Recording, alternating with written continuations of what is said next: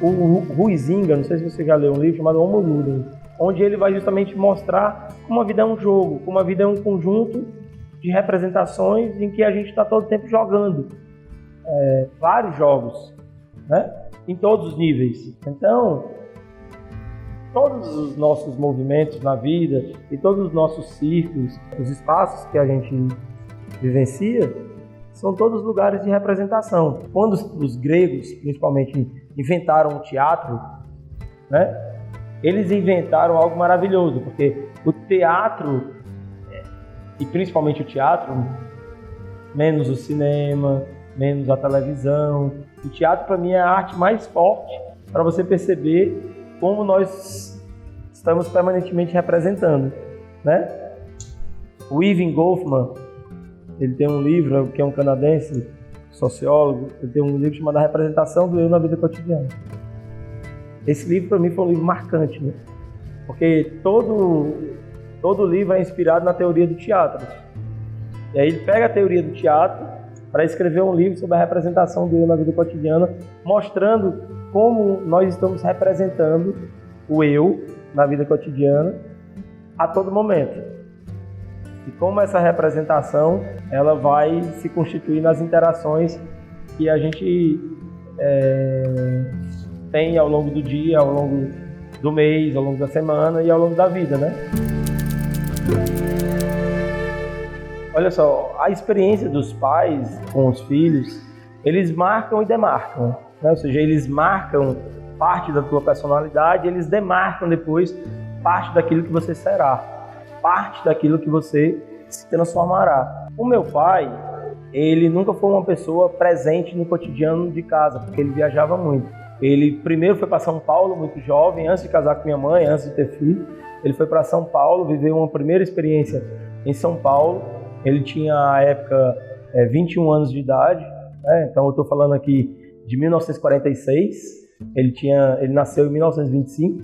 Então, em 1946 ele teve uma experiência de São Paulo, foi trabalhar na agricultura, no interior de São Paulo, né? Ajudou a construir, inclusive, o que é o estado de São Paulo hoje.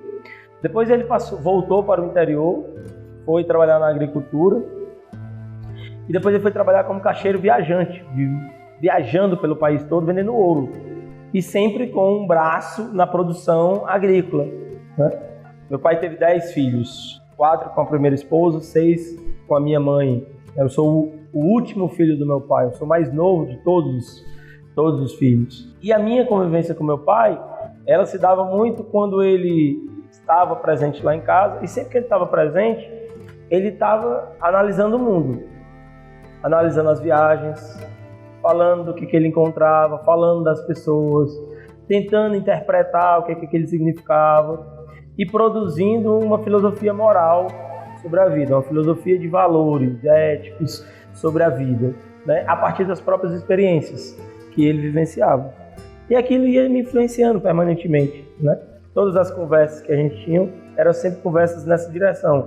Tanto quando eu vivi lá em Aiuaba, né, a partir dos 2 anos de idade até os 7, como em Fortaleza, né? Então, para o meu pai, a experiência social dele, na vida dele, ela é uma experiência que ele estava todo o tempo buscando transformar as ações numa filosofia moral. Hoje, olhando para o passado, eu sou capaz de interpretar aquelas conversas e o que aquilo significava.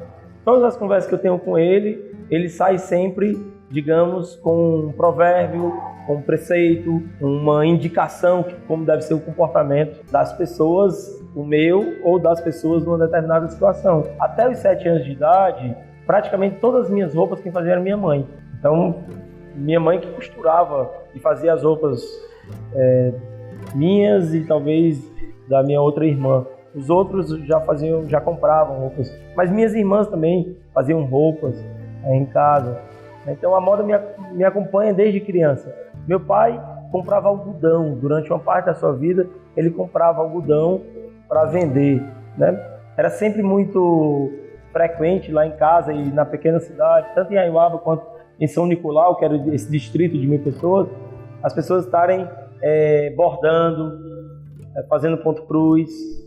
Então, a moda sempre esteve ali presente na minha vida e me acompanhando. Então, eu gosto muito de moda, eu gosto muito de roupas, eu gosto muito da forma como você se apresenta. Eu acho que o mundo, se é possível a gente falar de um mundo belo, é aquele que é capaz de combinar estética com ética.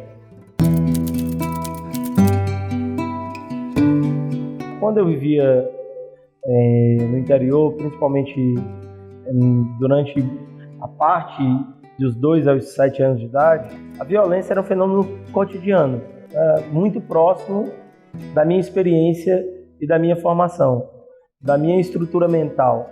A violência está presente ali, né? A violência está presente entre os humanos, entre as pessoas, e a violência está presente também na relação com a natureza. A morte dos animais é parte da sua própria experiência cotidiana. Eu assisti e presenciei muitos atos de violência. Quando eu vim para a universidade, que eu fui estudar Ciências Sociais, o laboratório que abriu as portas através do César Barreira, que era o coordenador, foi o Laboratório de Estudos da Violência. E eu fui estudar justamente isso, e esse era um fenômeno que me inquietava. Era justamente ver como a violência era decorrente de uma solução não pactuada, de um conflito que se radicalizava. Ou seja, a violência como essa resultante de um conflito que não se resolve pelo diálogo. É isso que a gente vivencia permanentemente, conflito. Quando eu fui me debruçar sobre a minha monografia, a minha dissertação, eu queria trabalhar sobre conflito, sobre pacto e sobre violência. Ou seja, eu queria justamente entender, compreender como é que os conflitos eles podem engendrar pactos ou eles podem levar à violência. Que é isso que a gente vivencia. Quem quer se colocar como ponte, quem quer se colocar como mediação, quem quer se colocar como uma figura capaz de produzir um equilíbrio entre conflitos para que eles não sejam levados à violência, precisa desenvolver a habilidade de se comunicar. Comunicação é fundamental. Clareza, objetividade, leveza são fundamentais para que você possa se estabelecer nesse lugar de mediador. Portanto, a experiência hoje, cada vez mais, eu consigo observar, tanto na prática quanto na teoria, que a habilidade da comunicação ela tem sido fundamental para que eu possa ocupar esse espaço. Como é que você faz quando você precisa tomar algumas decisões que elas podem, digamos assim, engendrar escolhas numa direção que vai possivelmente pode acentuar determinados conflitos. Você tem coragem de fazer isso? Exatamente é isso que você precisa, de coragem. A coragem ela é fundamental para quem quer tomar a decisão. A coragem é fundamental para quem quer resolver um conflito. O mediador não é só aquela pessoa capaz de estabelecer diálogo, comunicação entre pessoas diferentes, diversas e que estão numa situação de conflito, mas sem que em determinado momento você tenha que tomar uma posição, demarcar uma posição e fazer com que aquela posição seja seguida pelos atores que estão naquele momento em conflito, né? Então, a coragem é muito importante para esse local, porque em algum momento você vai ter que tomar uma decisão ou você vai ter que se ancorar numa escolha. E o mundo da política é um mundo de tomar as decisões cotidianas, e que você tem que ter justamente essa capacidade de ser transparente na decisão, mas de também arcar com as consequências dessas decisões que são tomadas.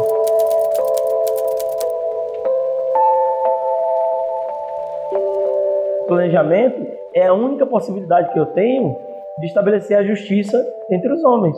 É planejando, porque a resultante de deixar os homens se desenvolverem pela própria sorte e pelos seus próprios interesses vai ser o aumento da desigualdade e será a insustentabilidade.